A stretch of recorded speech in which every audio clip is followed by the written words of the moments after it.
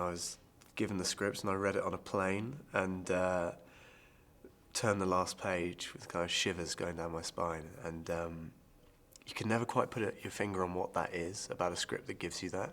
But when it does that to you, then you know that's what you have to go for. And yeah, it's it was very obvious. The minute I got off the plane, I kind of called my agent and said, yeah, let's see if we can possibly go after this. And met with Tom Harper, the director, and obviously was hugely impressed by him. And I kind of knew exactly, as soon as I read the script, I knew exactly what I wanted to do with the character of Harry. And I wanted him to be this reassuring kind of presence throughout the movie, with this very dark side to him that we don't find out until, kind of 3/4 of the way through.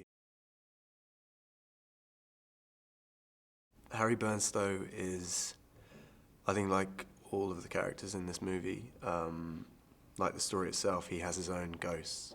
Every character is haunted by something in their past, and yeah, Harry's a prime example of that. He appears to be this very charming, charismatic, young RAF pilot, and then very quickly we realise that all is not how it seems, and yeah, he's got this very dark past haunting him. Harry meets Eve, and I think is immediately taken with this very strong-willed and obviously very beautiful young girl, and yeah, kind of, it's difficult because this is in wartime in England, and the circumstances are very different, and there's great pressures being exerted on all the characters. But I feel in those environments you can kind of take liberties and I guess accept that these people create this very strong bond very quickly, which is what happens, and they do bond very quickly, and that Harry, I guess, kind of feels very. I always felt Harry has very strong caring instincts towards her. In this movie, we discover more about the woman in black herself. Her name is Jeanette Humphrey, and she had a child out of wedlock, and her sister Alice took the child.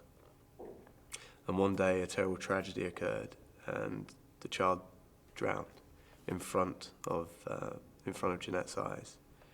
And Jeanette, overcome with grief, takes her own life, but rather than putting herself at rest, comes back as this haunted spirit to, as she says in the movie, make everyone feel how she feels and see what she saw.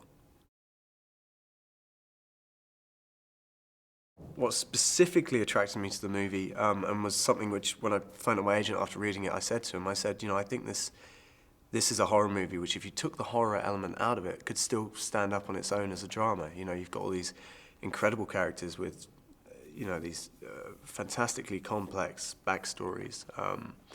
And if it was just a drama about these people, it would still stand up as a movie. And this is a film in itself rather than a sequel, I guess, as it takes all these new characters and presents itself as its own movie.